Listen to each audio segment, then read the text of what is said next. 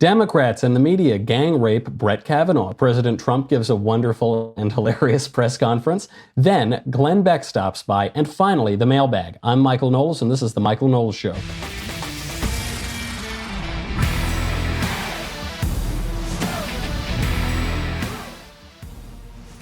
Oh, what a day. What a day. First of all, welcome to my boudoir. I know that I often bring you into my boudoir on different ads. I'm here, obviously, in Pittsburgh. I'm giving a speech tonight at Franciscan University of Steubenville. And if you're in the neighborhood, if you're walking around Steubenville, stop on by. We're going to be talking about the simple joys of being right.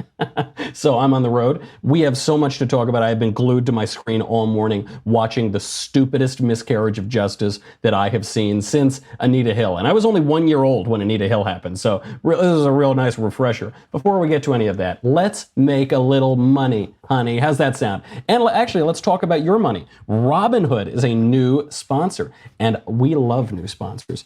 And it's a sponsor that will make all of us more money in the sense that you can invest your money. So Robinhood is an investing app that lets you buy and sell stocks, ETFs, options, cryptos, all commission free. They strive to make financial services work for everyone, not just the wealthy. Simple and intuitive, clear design, and data presented in an easy design way. I really like it. I should clarify. It's not that it will make you money. You got to make the money, but Robinhood makes it easy to do. I really like it. There are no cost, no commission fees. Other brokerages charge up to $10 for every trade, but Robinhood does not charge commission fees. You can trade stocks and keep all of your profits. You can learn it by doing. A lot of millennials are really stupid when it comes to investments. Invest your money. Don't be a dummy. You've got to make your money work for you. Robinhood is giving listeners a free stock. This is pretty good. A free stock like Apple, Ford, or Sprint to help build your portfolio. Sign up at Knowles, Knowles.robinhood.com. Do it. I've had sort of providential financial success largely through the writing of blank books. Follow my lead. Go to Knowles, Knowles.robinhood.com. It is terrific, and I think you'll really enjoy it. Okay, so we got to get right into the news today.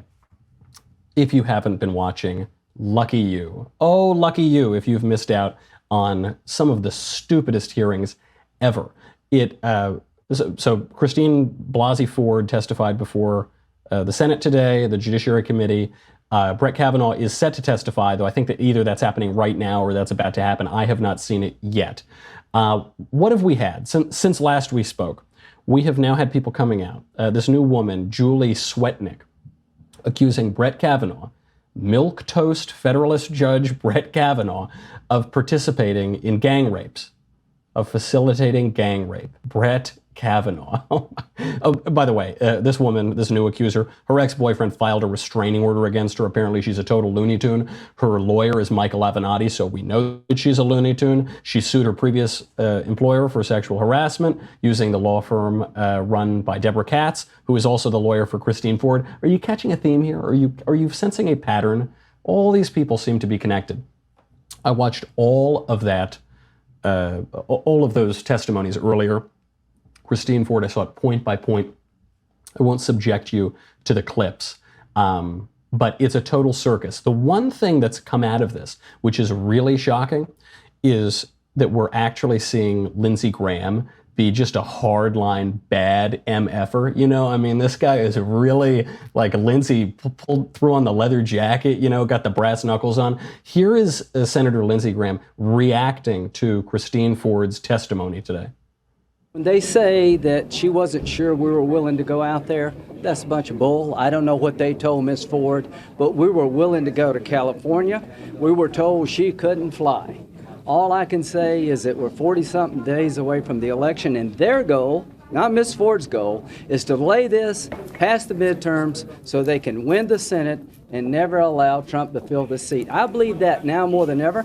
I don't know who paid for a polygraph, but somebody did, and here's what I'm more convinced of. The friends on the other side set it up to be just the way it is. Senator, I feel ambushed as the majority. We're going to hear from Mr. Kavanaugh, Judge Kavanaugh, and I've been a judge, a prosecutor, and a defense attorney, and here's what I'll tell you. When it comes to where it happened, I still don't know. I don't know when it happened. She said she's 100% certain it did happen. I bet you Judge Kavanaugh will say, I'm 100% sure I didn't do it.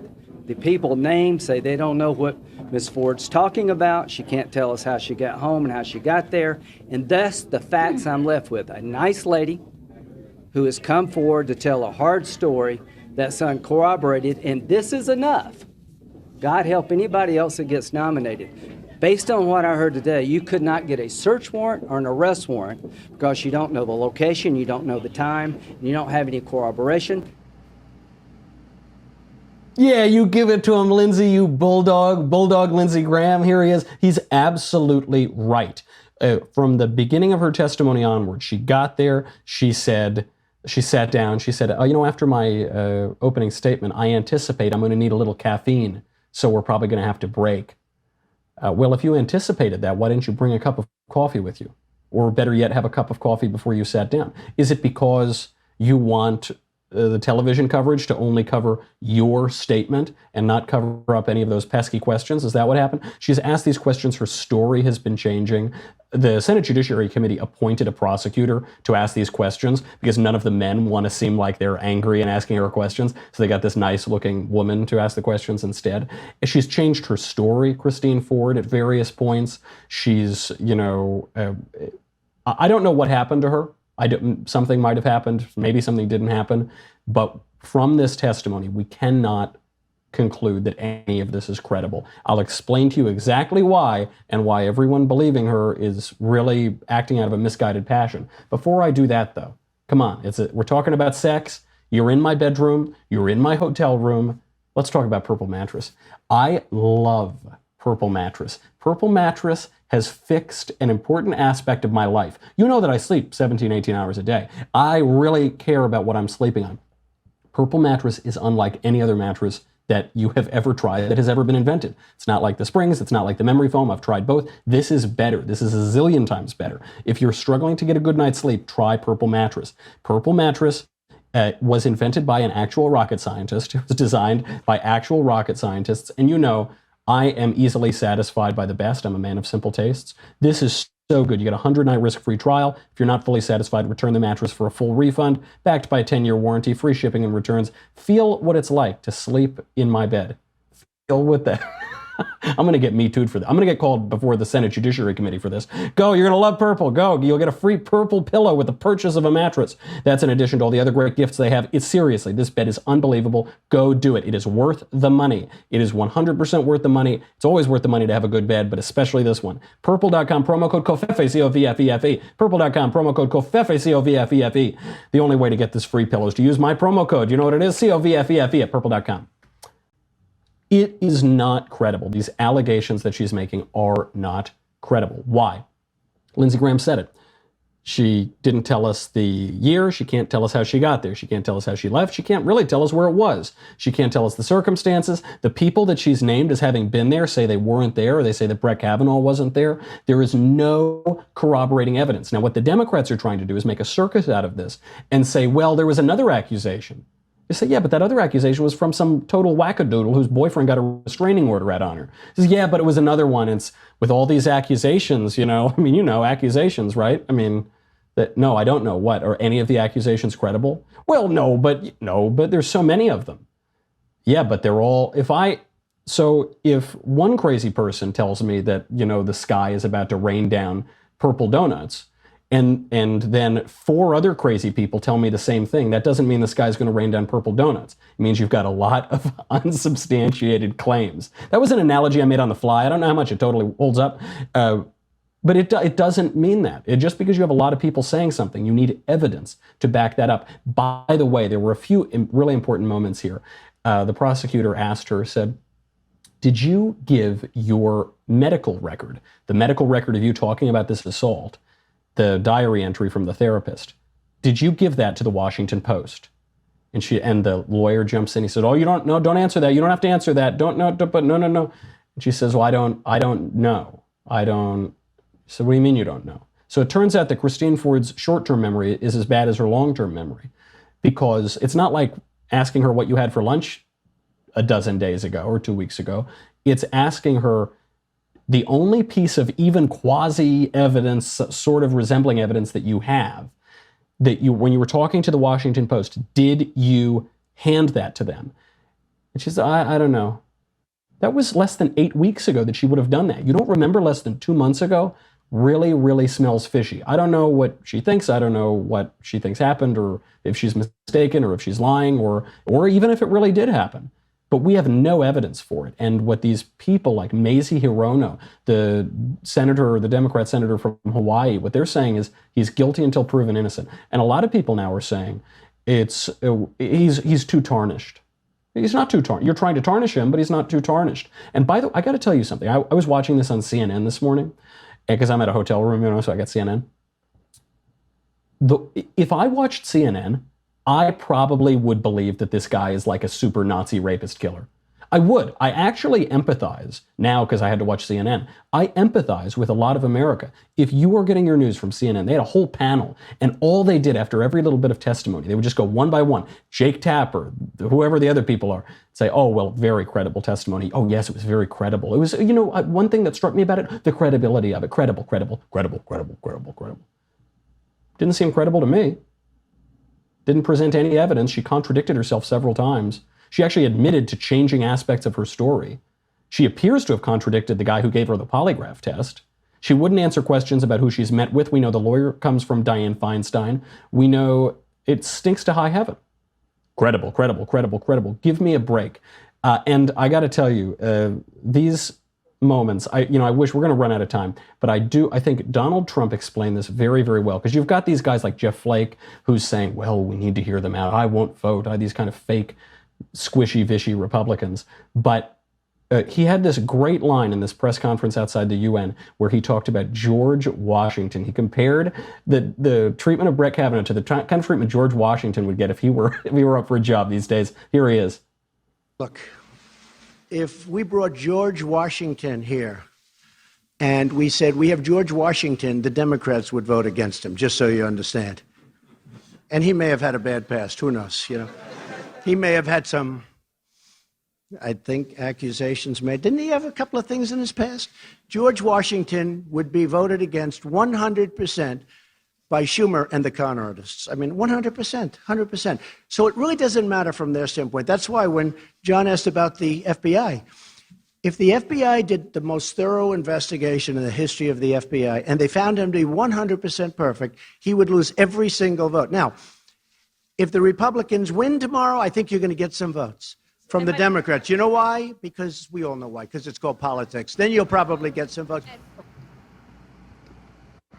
There it is, the honesty of the Donald. He's going out, he says, you know what it is? It's politics. That's what it is.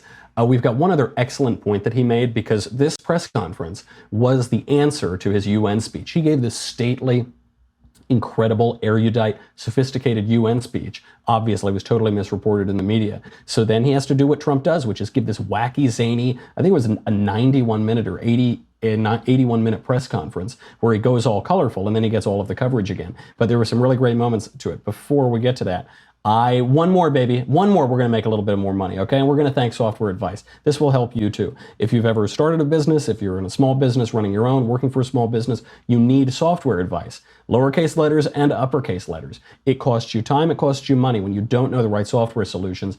And by the way, you could make the wrong choice and that'll cost you a lot of money. Don't do it. When you're dealing with a real head scratcher, having your go-to person on call is a no-brainer. You got to use Software Advice. Their team of advisors will point you in the right direction that you can start working more effectively right away. It's softwareadvice.com/Knowles, Knowles. You answer a few short questions about your business, whether you're a medical professional, construction manager, HR pro, whatever. Any small business, this will work. Whatever your business is. If you're an entrepreneur, you work solo, it's a great way to get an expert opinion. They are on call. It's your go-to team. And you can figure out your business software needs for free. It's totally free. Start there. End the software struggle today. Go to softwareadvice.com/Knowles, Knowles, softwareadvice.com/Knowles, Knowles, to connect with an advisor for free. What's that address? You know it by now. Softwareadvice.com/Knowles. This last bit, Trump was asked his opinion on what's going on with Brett Kavanaugh today, and a lot of other, like the Dianne Feinstein, Kamala Harris, Cory Booker, ridiculous types would play it up really sanctimoniously. Cory Booker right now is questioning questioning the girl, Christine Ford, and all the Democrats are opening their testimony. They say, I just want you to know this isn't a trial.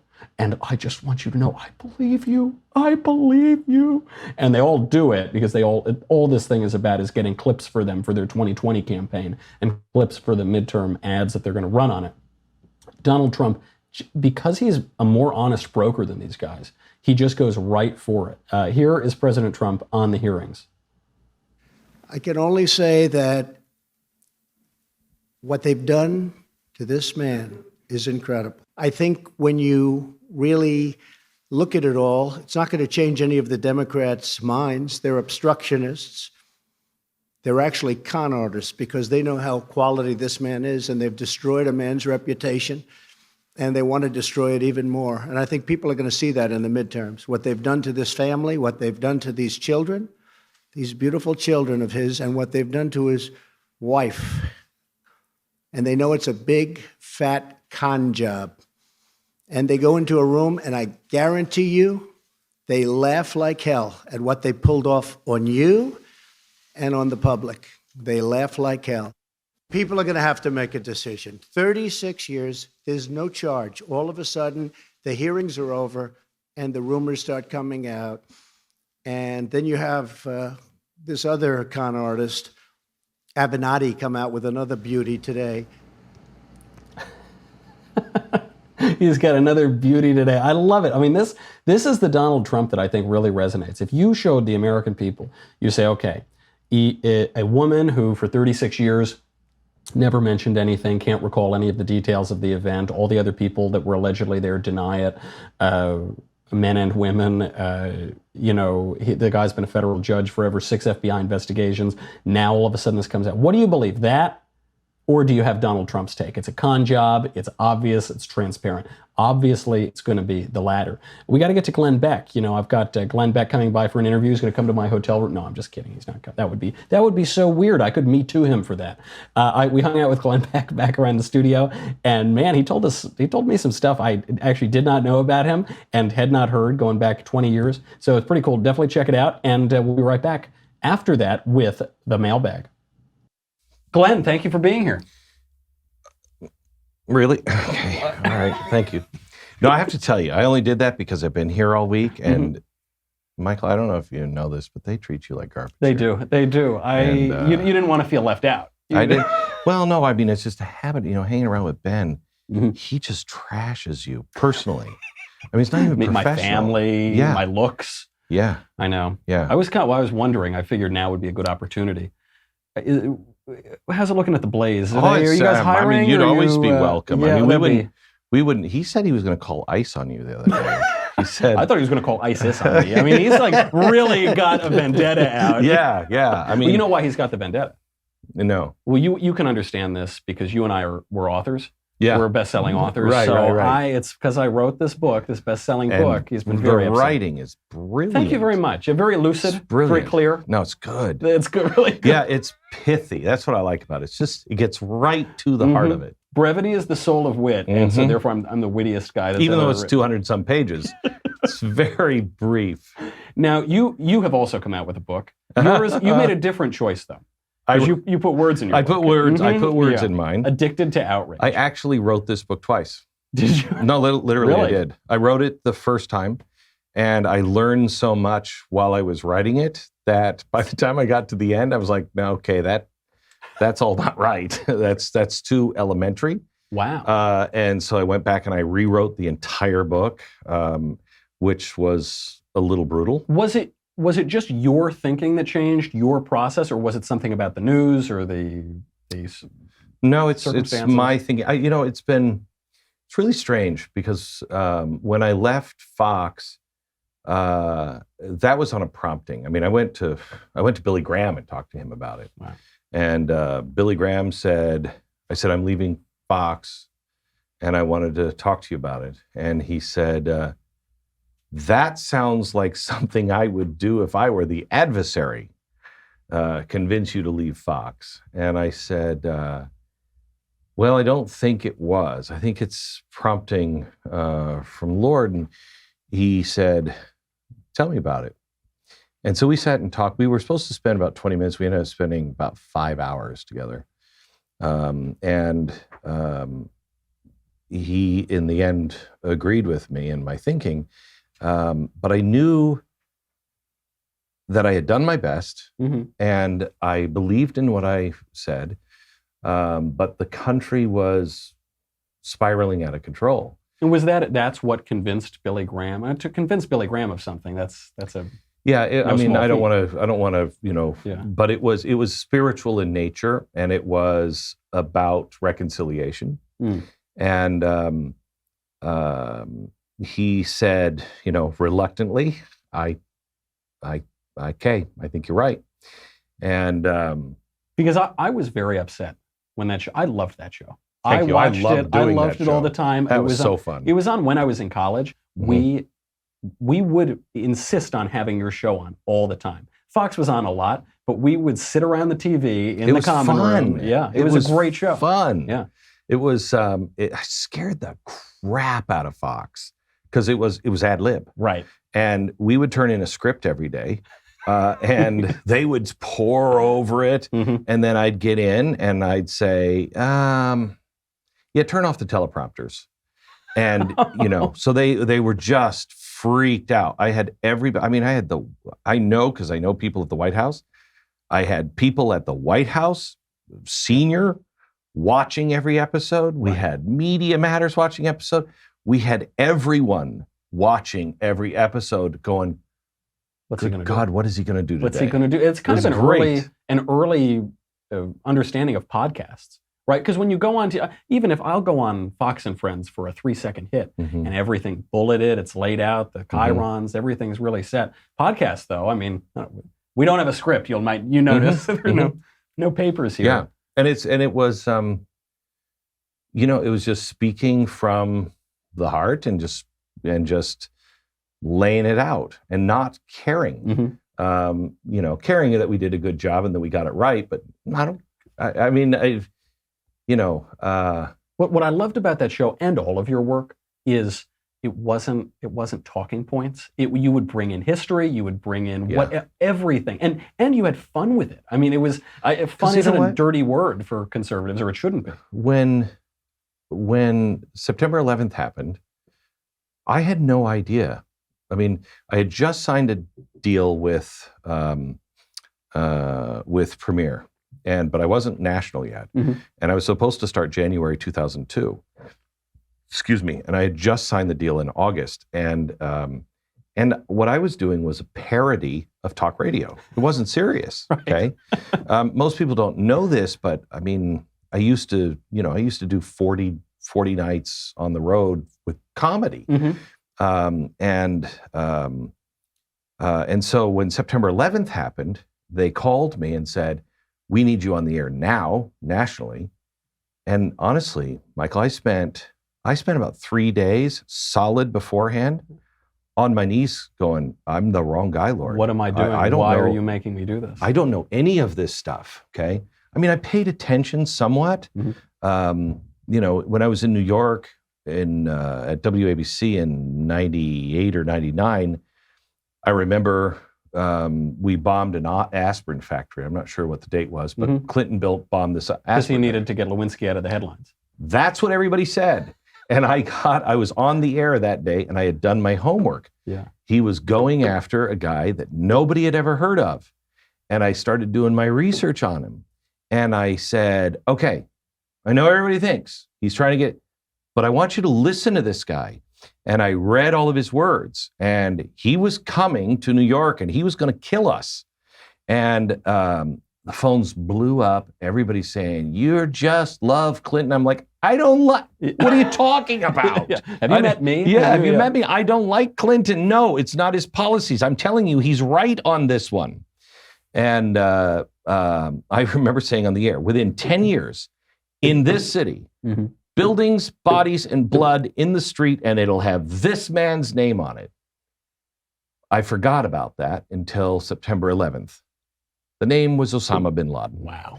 And all you have to do is take people seriously and read. So I had done some, but not really. I mean, somebody called me up and said, where do you stand on, the Israelis and the Palestinians? And I'm like, I don't know. Beats me. I don't know. I mean, as far as I was concerned at that time, I don't know. The whole thing could go into a sinkhole. They're never going to solve it. Yeah, right. We've been battling forever. I've got the answer. Right. I've got the answer. Yeah. Just don't talk to each other. Yeah. So I had no idea. And all of a sudden, this big burden of responsibility, Ezekiel 33 comes, I think it's 37, 33, where he says, I will place watchmen on the towers, on the gates. And if that watchman sees trouble coming and doesn't blow his trumpet, the blood on everyone that could have been rescued is on his hands. Well, that's millions for me. And if I really, truly believed it, I had to say it. So when I got to Fox, I wanted to say it because I knew that nobody wanted to eat that, because I had just gone through 2008. Right. And man, I lost stations and money and everything else because 2006, I was saying financial crisis could collapse the entire economy, could collapse the European economy, because this is all bogus. I don't even know how it works.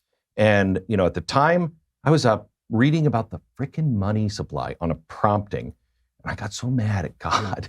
I'm reading about the M1, M2, M3 money supply. And it's like 2006. And I'm in bed. It's at 3 o'clock. And I'm reading this, trying to understand it. And I kind of have an Israel, relationship with God. A little struggle. association. Yeah, a little struggle with him. And I remember, and I pulled the book aside. Say, get off me. I am never going to need this. I don't know what you're making me read this for. And then the economy collapses, and Barack Obama gets in, and Roger Ailes had been courting me for a while, and I kept saying no. And I didn't want to do cable news. But I knew then that it was kind of too divine to be that platform to be available. Right. And so I signed a deal for 2 years and decided to entertain the folk. A spoonful of sugar makes the medicine go down. That point is so, I think it's really lost on people. And maybe it was lost to some people in the Fox audience, because if you go out, if you use a little humor, if you go out and have a little, I've been using a little covfefe, if you have a little bit of that, and then you get some eyeballs and you get a real message through. As long as you don't violate the principles. My problem was, in some ways, the press, and the fact that Jon Stewart, now this is a really delicate line that I don't see there's a difference, but I think others do.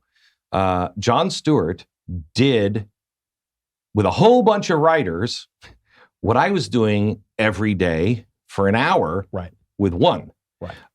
And it's just the difference was I was on a news channel, he was on the comedy channel.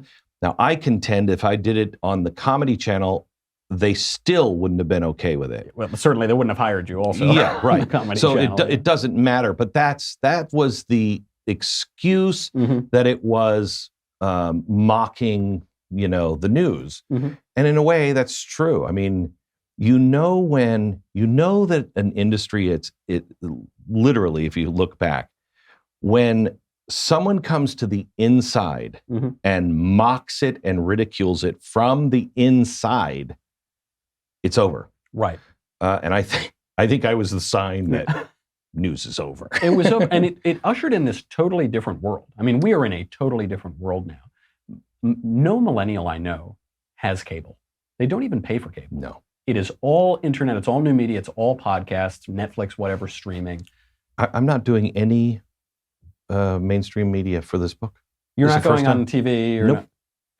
Nope. You'll sell more copies. No, because you know what? Joe Rogan to me was I said this a couple of weeks ago when Elon Musk was on. Yeah. And, the stock market goes down. Now, I put in my calendar Rogan, Elon Musk. I don't want to miss it. Right. Okay. That morning, and you brought that great little bong the other day. Yeah, so I don't know what you you're could, talking about. what is that? So he's on with Rogan, and the stock market goes down. Yeah. And I'll bet you 60% of the people in the media industry had no idea. Right. And a good portion of that didn't even know who Joe Rogan was. Mm-hmm. And a portion of that didn't know what a podcast was. Right. They're just so arrogant, out of touch. It's over. It's over. That's right. That's so, Glenn. You get knocked for catastrophizing. But the trouble is that you're often right about the catastrophes that you're seeing. So, give me a happy note. Give me something here. Do you see happy? Do you see? I'm an optimistic catastrophist. And there must be a Gilbert and Sullivan song. There's an optimistic catastrophist. This seems like a good thing to me. The new media, at least this part, the new media allow conservatives especially to get our message out there unvarnished, undistorted, unperverted. You're selling books on new media because that's where the eyeballs are. People are tuning out of CNN. They're tuning out. So I absolutely agree with you, but it requires us, and I urge you to read the book sincerely. Yes. You gave me a copy yesterday. I look forward to it. You will enjoy it, and because it talks about what's happened to us, why it's happened to us, and what's happening right now is the postmodernists. They are changing. They're changing everything because they have, since the Paris riots in the 60s and 70s, they realized they could not take the Western world and destroy it just through culture. And they learned it in the 60s. So they came back and they looked at postmodernism and said, okay, how do we make this to destroy the West entirely, all of it, bring it down at the same time, so then you're free to start Marxism or a new whatever you want. Some people see things that never were and ask, why not? Why Correct. So if you understand that, then you can start to change your argument, because the more you throw it back in anger, you're throwing accelerant on the fire. And I think they're going to scare a lot of people that don't want to lose capitalism, on the left too. Right. I know a lot of people that vote differently than me that don't want to lose capitalism. Capitalism's been pretty good to us. It's been pretty darn sweet. The problem is we are up against the clock now. I think our economy it's a matter of time before that comes apart. I'm hoping that it keeps lasting as long as it can. You have Russia. Nobody's paying attention to a guy named Alexander Dugin. And everyone your age should be paying attention to him, because he is targeting people like you. It's a very dangerous philosophy. You have the Middle East, and worst of all, you have tech. You have high tech, which is starting a time bomb in one. And also, as they start that time bomb, they are gathering more and more information, which is more and more power. Information and knowledge is power. And then doing strange things like working with the Chinese, who are literally turning that into a police state. That's right. Yeah, it's 1984. It's it's horrible what's coming there. We have to remain Americans, remain calm, find as many like-minded people that want to live in capitalism and freedom and understand the Bill of Rights. I don't care who you voted for in the past. I don't care what you've done in the past. Well, I mean, unless you're Brett Kavanaugh. Then that's a whole different story. You're out. Hang him up by his neck. Oh, yeah, we'll hang him. Here. But let's start looking to the future. And if we hold together and we begin to talk about the ethical uses of technology, we're going to enter a time that will have freedom beyond any of our expectations. The world in the next 10 years is going to change so dramatically that 10 years from now, you'll watch this and it will feel like watching I Love Lucy Seriously. Well, that is a happy note to end on. And it does remind me that you are truly the master broadcaster, because that is the greatest possible segue I have ever heard for the ethical use of technology to go over and subscribe at dailywire.com. Glenn, thank you very much for being here. Thank you. And once Thanks. Shapiro You finally should- runs me out of town on a rail, Oh, he's going to do it. well, then I'll He be able to go taught to you- Texas. I'm only telling you this as a friend of yours and his. What he says privately about It's you just- is It is horrible. profane, pornographic, Oh, no. vulgar. I say to him, "You're Orthodox, really?" And he just goes off. Ben, I didn't even know that was a word. Yeah. I can't, that mental Yeah. image that I, well, thank you horrible. for telling me. I You bet. appreciate it. You bet. In the privacy of our own. Yeah, I mean, we're not show. on the air now, are we? No, well, no, I'm sure Yeah, they must okay, have cut good. this, right? You've seen the Did you cut t-shirt. Did you Wait, cut? what? Glenn, thanks for being Thank here. you. All You right, bet. I'll see Thanks, you. man. Appreciate it. All right, Glenn, get out of my hotel room. So that whole time that we've been airing that, I have been watching the live testimony of Judge Kavanaugh. It was stunning. We came for the drama. We got the drama. I will be going over some immediate reactions to that right now. It was really something else. Before we do, plus we're gonna have the mailbag, by the way. We're gonna have to fit a lot of that in. Maybe we'll have to do a little mailbag tomorrow. But before we do that, I have got to say goodbye to Facebook and YouTube. Sorry, guys. Go to Daily Wire. If you're at dailywire.com, thank you very much. You help us keep the lights on. You keep Covfefe in my cup. Usually, right now, I've just got like a hotel room coffee, but usually I have a Leftist Tears tumbler, which is really what you need to sign up for. You get all the shows, Ben Shapiro, Andrew Klavan, me. You get to ask questions, the mailbag, blah, blah, blah, blah, blah. You're going to need the Leftist Tears tumbler for when Judge Kavanaugh gets confirmed to the Supreme Court. Go to dailywire.com. We'll be right back.